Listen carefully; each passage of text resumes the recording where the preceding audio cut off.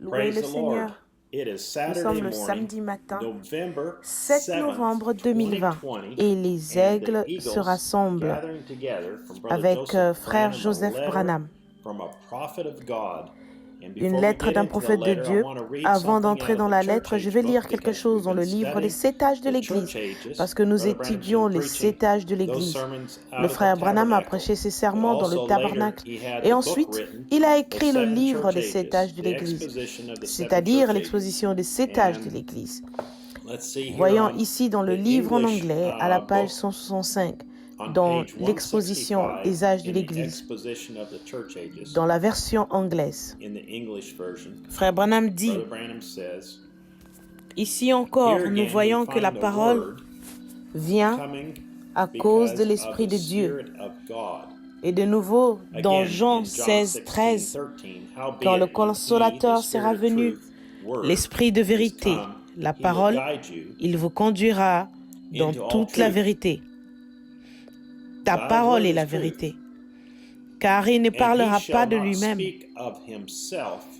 mais il dira la parole, tout ce qu'il aura entendu, la parole de Dieu, et il nous annoncera les choses à venir.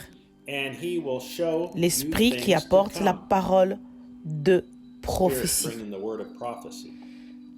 Je voudrais que vous remarquiez bien que Jésus n'a pas dit que la preuve qu'on est baptisé du Saint-Esprit, c'est de parler en langue, d'interpréter, de prophétiser, ou de crier et de danser.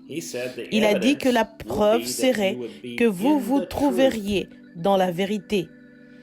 Vous vous trouveriez dans la parole de Dieu pour votre âge. La preuve consiste à recevoir cette parole. Dans 1 Corinthiens 14, verset 37, si quelqu'un croit être prophète ou inspiré, qu'il reconnaisse que ce que je vous écris est un commandement du Seigneur. Alors, voyez, la preuve qu'on était habité de l'Esprit, c'est qu'on reconnaissait et qu'on suivait ce que le prophète de Dieu apportait pour son âge, comme il mettait l'Église en ordre. Paul a dû dire à ceux qui prétendaient avoir une autre révélation, au verset 36, « Est-ce de chez vous que la parole de Dieu est sortie, ou est-ce à vous seul qu'elle est parvenue ?» La preuve qu'un croyant est un chrétien rempli de l'Esprit, ce n'est pas qu'il produit la vérité, la parole, mais qu'il reçoit la vérité, la parole, qu'il la croit et qu'il y obéit. Avez-vous remarqué dans Apocalypse 22, 17, « Et l'Esprit et l'épouse disent, viens.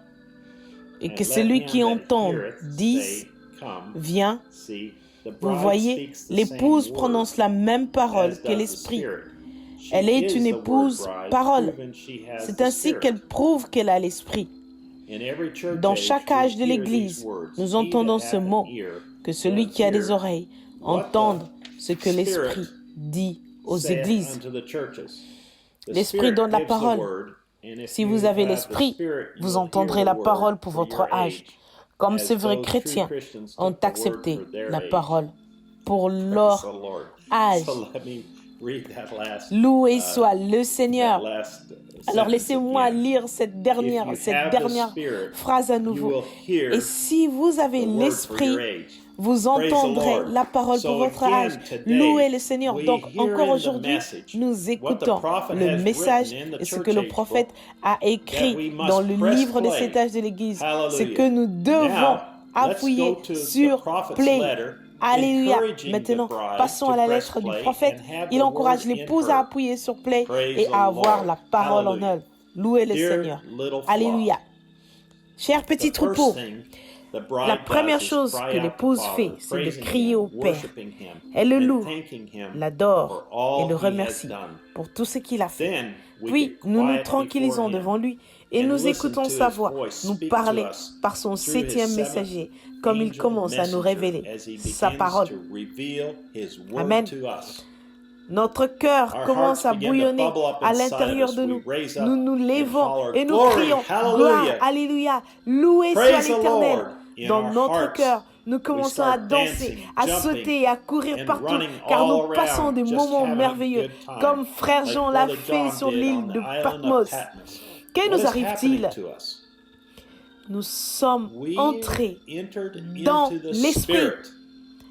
Notre mèche trempe dans le Saint-Esprit. Et par cette mèche, nous tirons la vie de Dieu comme il nous donne révélation après révélation après révélation. C'est la parole en pleine puissance. Le même esprit qui était en Jésus. La parole est de nouveau là, en nous, dans ce dernier âge. C'est la parole en action, plus forte et plus glorieuse que jamais dans sa véritable épouse-parole. Frère Branham dit, « Ne crains point Jean, ne crains point petit troupeau, tout ce que je suis, vous en êtes héritier. Tout mon pouvoir vous appartient, ma toute-puissance est à vous, alors que je suis au milieu de vous. Je ne suis pas venu apporter la crainte et l'échec, mais l'amour, le courage et la capacité. Tout pouvoir m'a été donné, et c'est à vous qu'il appartient de l'utiliser. Prononcez la parole, et je l'accomplirai. C'est mon alliance. Et elle est infaillible.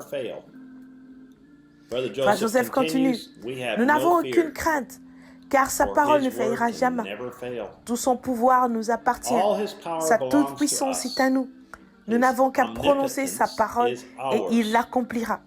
Cependant, il nous avertit que nous devions garder l'œil bien ouvert dans notre jour, car comme cet esprit vivait dans ce premier âge, il vit encore.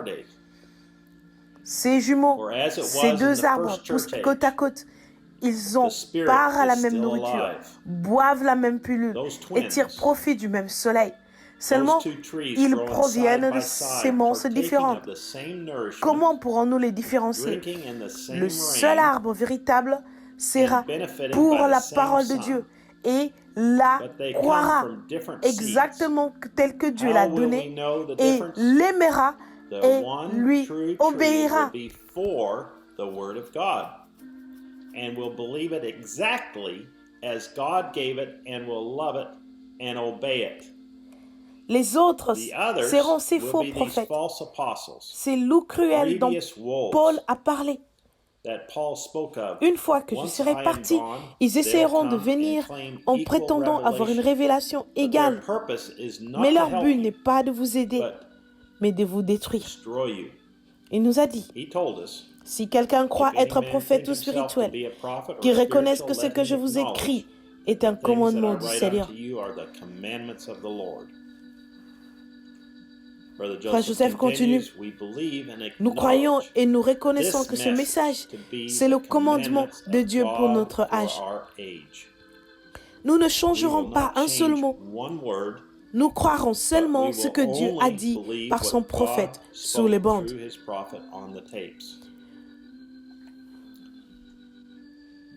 Beaucoup de faux prophètes apparaîtront.